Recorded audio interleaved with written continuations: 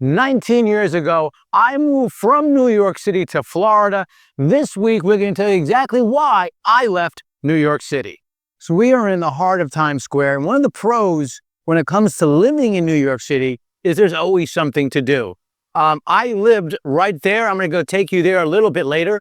I lived right there, which is the neighborhood we call Hell's Kitchen, my adopted hometown. But there are things in this area that you won't get anywhere. The theater's here. This place never sleeps. I was out here last night, 11:30. This place is rocking. Nothing like that beats New York City, but is that all there is? Is that the life you want to live?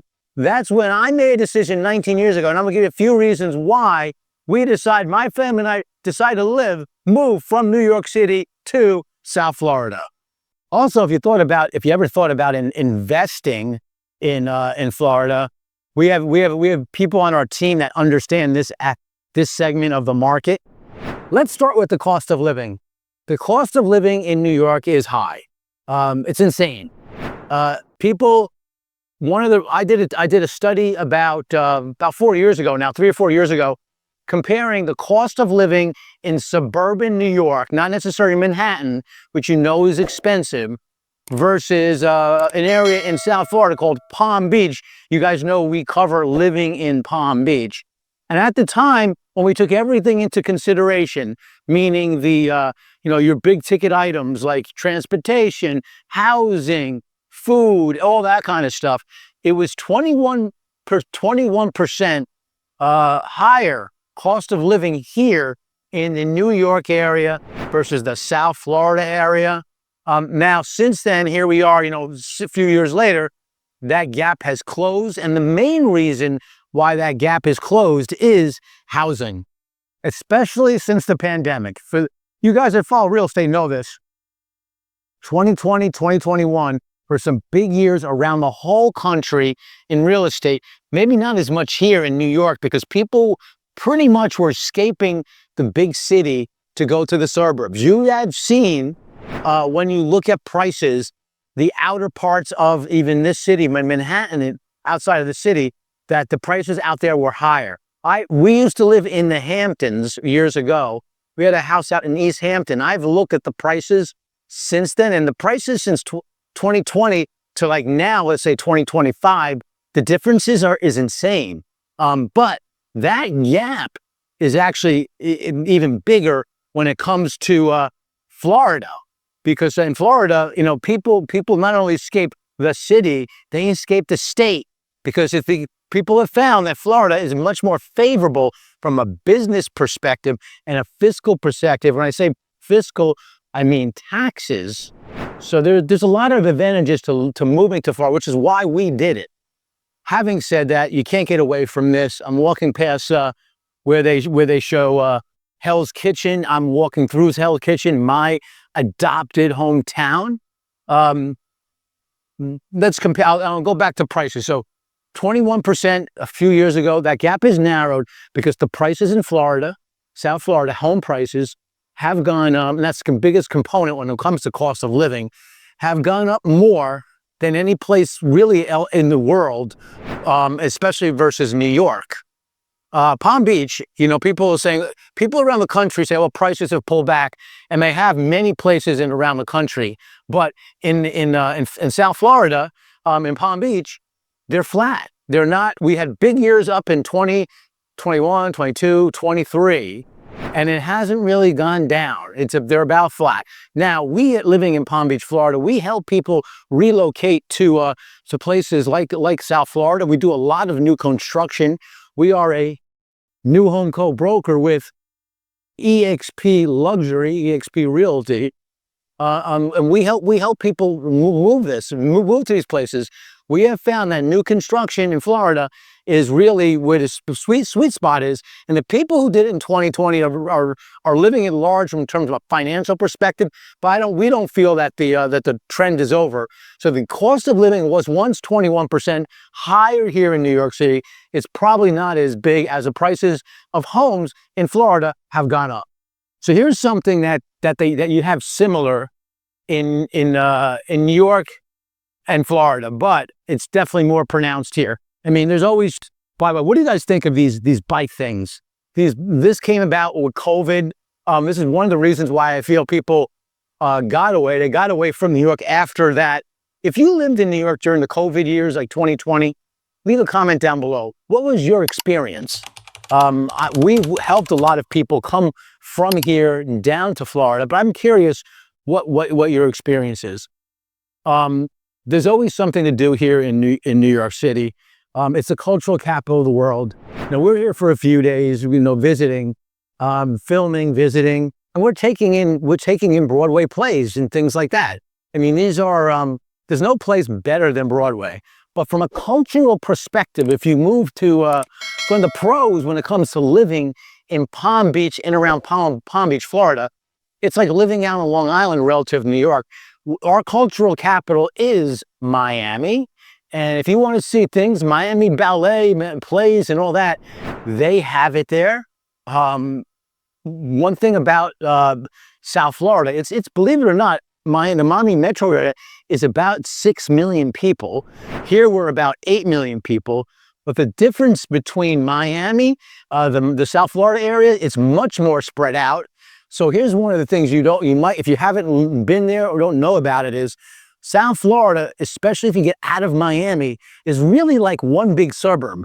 So if you're used to living in places like, Long Island, Massapequa, Glen Cove, which we lived for a while, or up in Westchester, Scarsdale, Dobbs Ferry, any places like that, or out in New Jersey, living in Palm Beach is exactly the same way.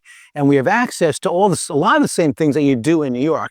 And believe it or not, we have sports teams too. You guys have the Mets and the Yankees.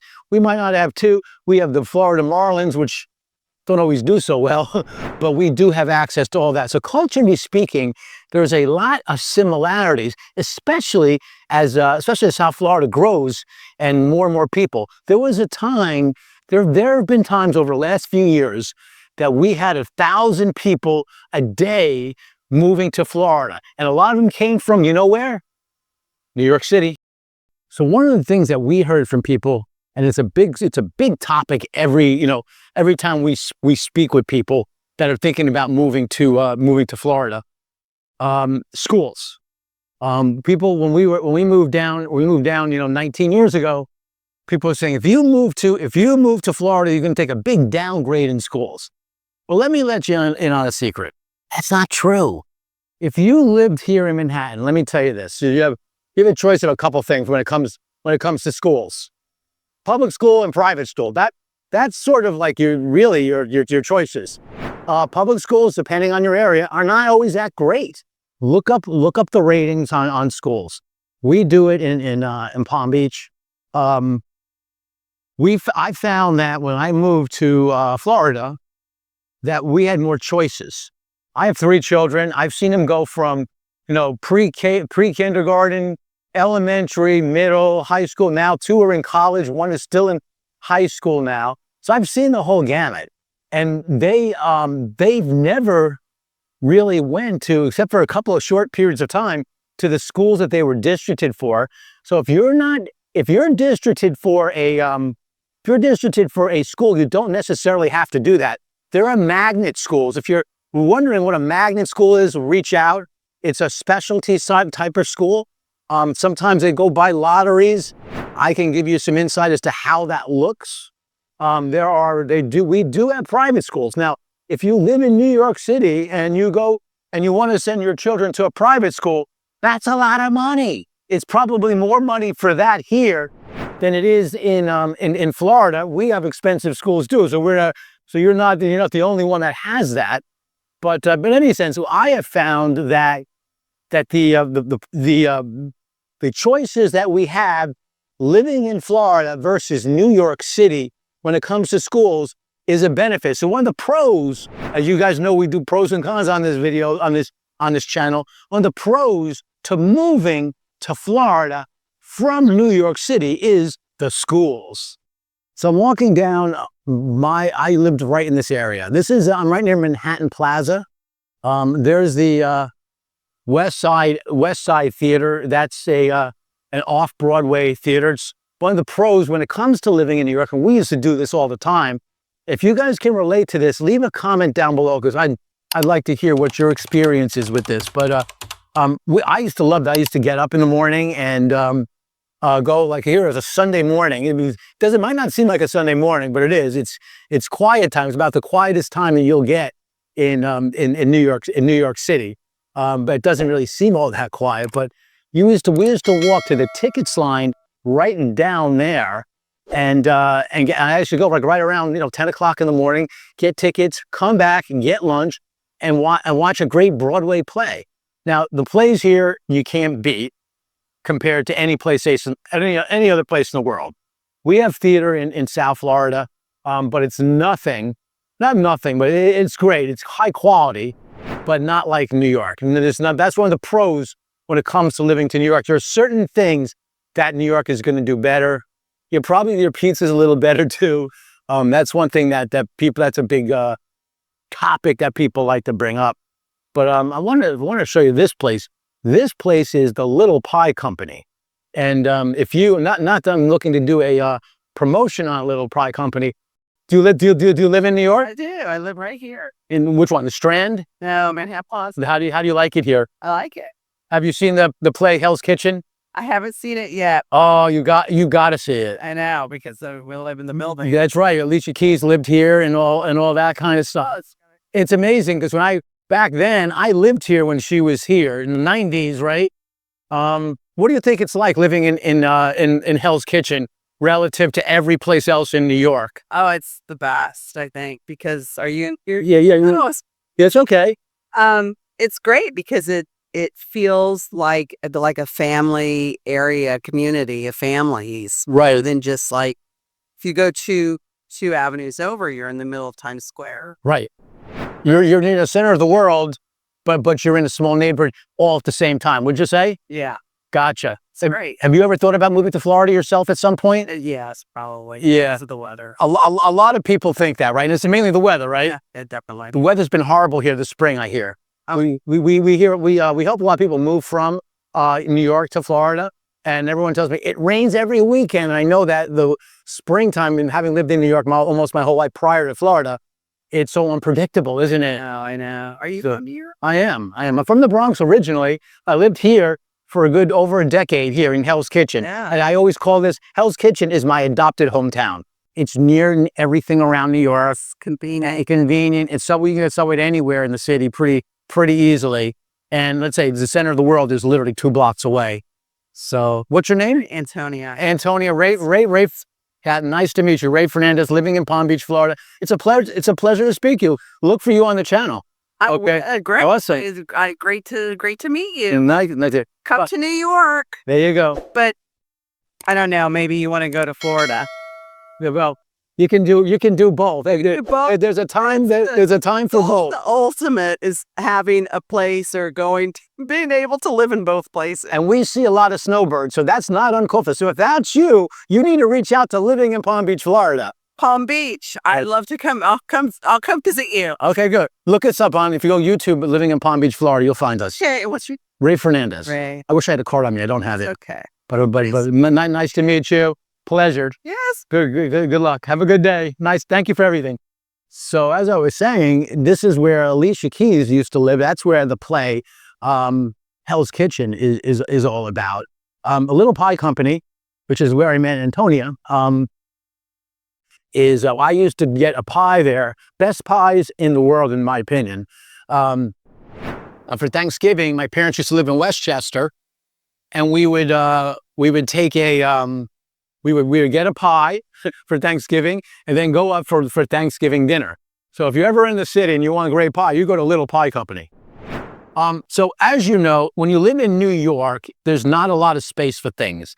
Even in my hotel room, it's like there's not a lot of space. I mean, can barely, operate. People, when my daughter wants to pass by me and she's staying with us when she's dancing here in New York City this week, I have to move my chair because there's just no room. But here is the reason I bring it up is like there's a tennis court, believe it or not, in this building. And if you're a tennis professional, this is where you go. And if you live in New York City, so let's see here, we're on 10th Avenue. One of the things that definitely hurt in the city was COVID, of course.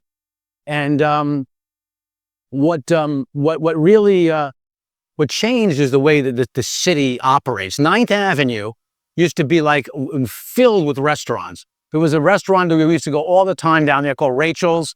It's no longer there, unfortunately. A lot of restaurants went out. They couldn't take being closed down for as long as they were. So they built these like you see it here. Let me show you this. But you guys don't live in New York, and not you might be curious about this. They built these bicycle lanes, and so if you walk in New York City right now these days, it's tough because you got to not only look for cars, you got to look for bicycles and scooters and skateboards and all that kind of stuff. So you just got to sort of watch out. So culturally speaking, there's a little bit of a difference. If I'm going to give the nod to New York City in terms of things to do, but when it comes to water sports, fishing, swimming, Florida's the capital of the world for that. Florida is the boating capital. It is the fishing capital of the world. And although we're here on an island here, the island of Manhattan, you can't compare the two. You just can't. We have surfing, paddleboarding. Like if you go early in the morning to the piers, like Jupiter Beach, like Lake Worth Beach, you see people casting. I mean, you catch the best fish around early morning. Of course, you can charter a boat. That's always good. So when it comes to that, and let's touch on the weather. We were just speaking about the weather a short while ago, and we get a long summer. Florida does, that is. Florida gets a long summer. New York, I always felt when I lived here, and coming right up to the building I used to live, there's you hibernate, right? From like pretty much end of October through April. You just don't go out. I mean, you guys live in New York. You leave a comment down below. Do you agree with that? You pretty much, it's too cold to do anything, and people do their indoor things. In Florida, all year long, we're out. If you have kids and they want to play soccer in January, great. I play softball all year long. I am out there playing softball in January, and you guys are shoveling snow in this area. So that's a pretty big difference. Back to the cost of living, taxes. So this is a common theme. Ray, what are the real estate taxes like in Florida? And every time they say is, oh my God, they're that high? Well, I hate to tell you, if you live in New York, they're high too. For some reason, people think that when they move to Florida, that they're going to be a lot lower, and they're just not. I mean, real estate taxes went up when I'm saying that. Real estate taxes is what I mean by that. Remember, Florida does not have any state income tax. So they've got to collect funds. They've got to collect funds somehow. So that's how they do it. So your taxes, your real estate taxes, if you move from New York to Florida, are going to be lower, but they're not going to be that much lower. This is where I used to live. This is called Riverbank West. This is like the young lady was saying, Antonia, right? Was saying, there's nothing better. Times Square is right there. I used to get up and if I was just like that, couldn't sleep, I would walk to Times Square. I used to live on the 42nd floor of this building. There's the Hudson River is right there, a couple blocks down, block and a half down. And I used to be able to see the George Washington Bridge that way, Statue of Liberty that way. Yes, the World Trade Center back in the day, and now it's the Freedom Tower. You can see all downtown, all up. I had one of the best views in New York City in the world, and it was, and we're going to get into this now. I did it on a rent stabilization basis. I was paying for that view. I paid at one point, when I first moved in there, less than $2,000 a month. It went to $2,500 a month, which, you can't do that today. To have a view like that, impossible. Then it was rent destabilized. It came off rent stabilization They doubled my rent to $5,000, over $5,000 a month, and that's when we moved to another area in Hell's Kitchen. So one of the differences when it comes to real estate, the laws in New York are very different than Florida. To a large extent, part of the problem is that, and I say problem because it's expensive to live here, and the transactions are costly when you do closings and you do transactions in real estate. The lawyers get involved. When the lawyers get involved, they're like, "Hey, you got to pay me. Here's a tax.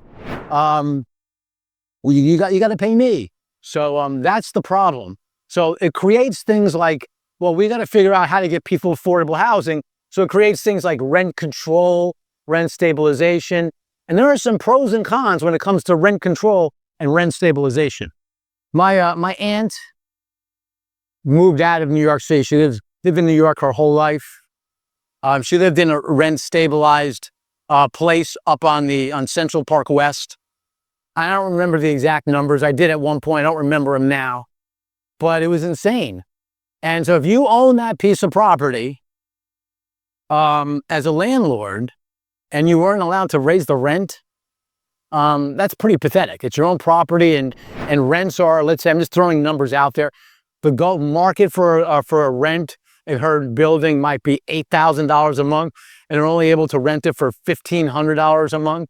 Landlord, that's a terrible investment for a landlord perspective, isn't it? So they would put these laws. They created these laws to help the people who live here, but it creates undue investment. Some people in particular buildings would have to think twice about investing. I mentioned rent stabilization. That just means that there's an element of inflation if they allow you to raise prices. So we don't have that in Florida, by the way. We have HOAs, homeowner associations. These are entities and these are communities that are run by, not run by, but the community is sort of run by a board of directors. I'm actually one of them in my community. So there's people who are not used to HOAs shy away from them because they like I always hear, I don't want to be told what to do. But the truth is there's a lot of protections when it comes to HOAs. As an example, if you live in a home and someone next door wants to not cut their grass for the next 3 months, you can do something about it. You can fine them, and they'll never let that happen. When you live in a non-HOA property, you have no recourse on things such as that. So you got to be careful. You want to work if you're thinking about moving to Palm Beach, if you're thinking about moving to Florida from New York City, you got to work with someone who understands this stuff. I can give you, each community is a little bit different. We have 55 plus communities. I'm sure you guys have heard of that. That's like an HOA on steroids. I say that, and I have to be careful about when I say that because sometimes that scares people. And I don't mean to scare people. It just means that there's an HOA with extra regulations compared to an all-age community. And usually those extra regulations are age restrictions in terms of it's a 55 plus community. So they want people that are 55 years and older. I mean, they go figure, right? It's in the title. So anyways, if you have questions about that kind of stuff, we help people relocate from this area to Palm Beach literally every day. Reach out to our team. 19 years ago, I moved from this great place to sunny South Florida, and I haven't looked back. Today, we truly find my family and my team and we truly find honor to help people perhaps like you do the exact same thing. So if you're thinking about moving to Florida and you have questions and you want to ask questions from people who have actually done it before, there's a few ways to get a hold of us. Down below is our email address. That's one great way. Also on the screen, you see our phone number. You can either call or text that number. But literally two of the best ways is in the description and the comment section. There's a link. Click on that link. What that'll do is have some time for us to speak, either through a phone call or through a Zoom, whatever way you feel most comfortable. In any case, we have your back when it comes to relocating here to sunny South Florida. Santonio was talking about the weather. Florida is Florida's hot in the summer, of course, but it's just as hot here. Here I am in the beginning of the summer here in New York, and it's literally the same thing we get in Florida. You had a few days back. You guys in New York City had a 100-degree day. We don't get 100-degree days in Florida, believe it or not. It just doesn't happen. The only thing that we do get are longer summers.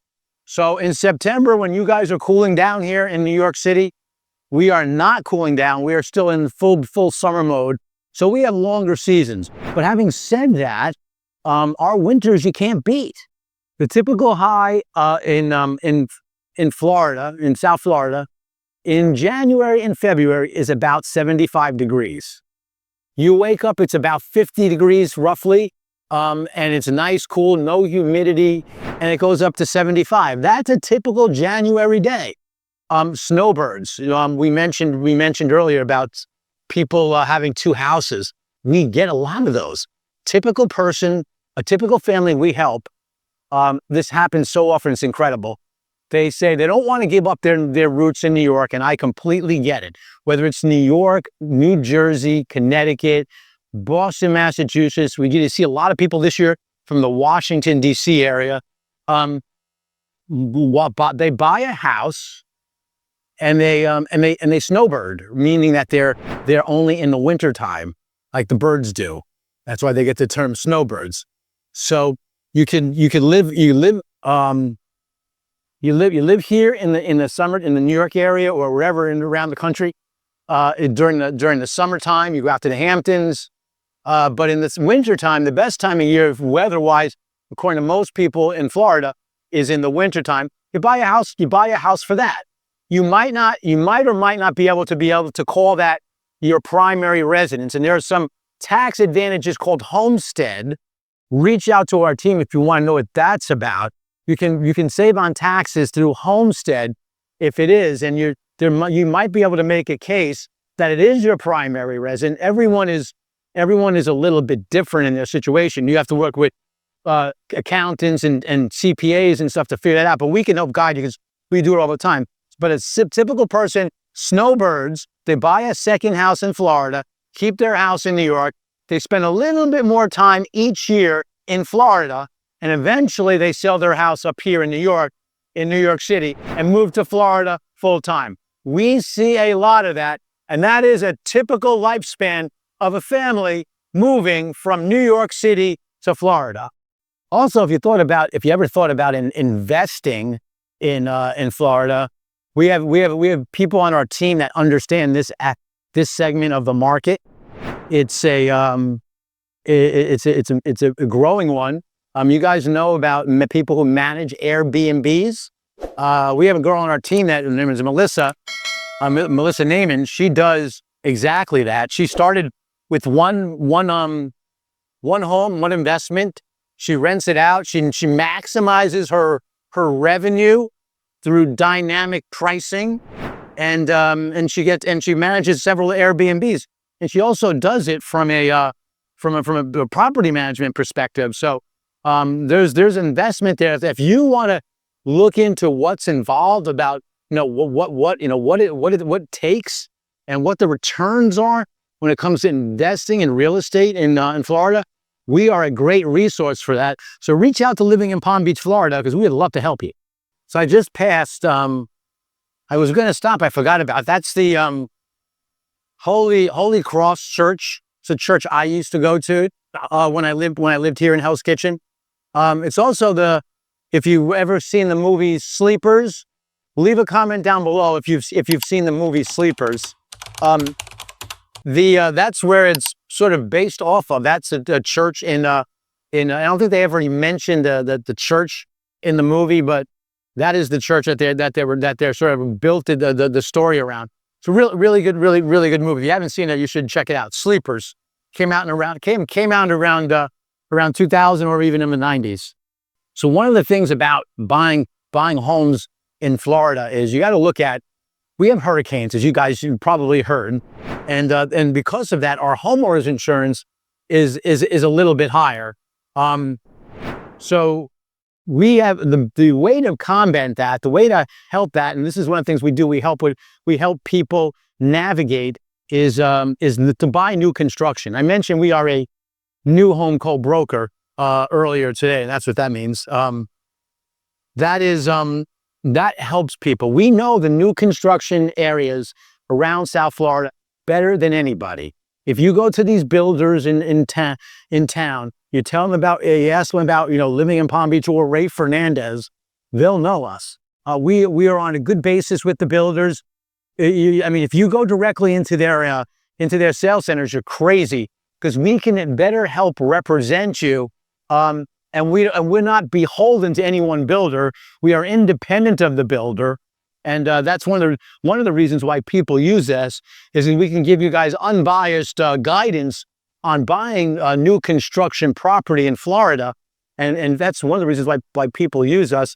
And everyone's always looking for deals. We can help you. We can give you an idea as to how far you can push the envelope, because some builders have more wiggle room than others.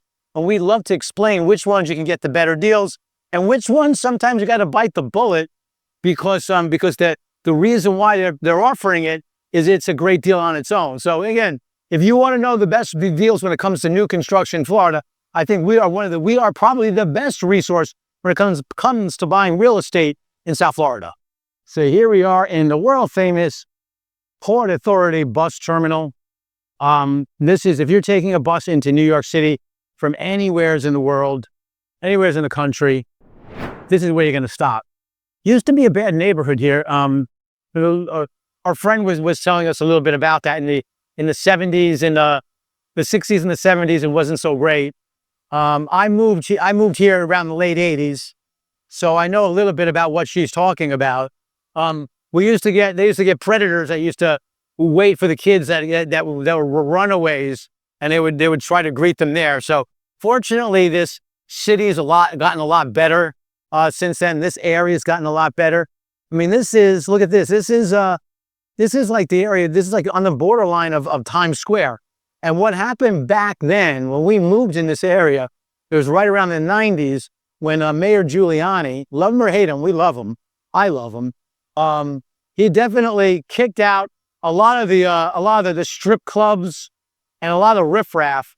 And he basically, a lot of the owners who owned, business owners that owned property on 42nd Street basically had to move. We're told to move out. So they cleaned this area up a lot. And now this is like a big tourist attraction. I was walking out here late last night, 11:30 on a Saturday night. It was like insane. It's so crowded you can't even walk. It was never like that. New York City has changed in many cases for the better. In this area, it's definitely the better. But when it comes to like overall, 1,000 people are moving to Florida, and there's a reason why. And if you want to know if that fits you or what's involved, we would love to help you with living in Palm Beach, Florida.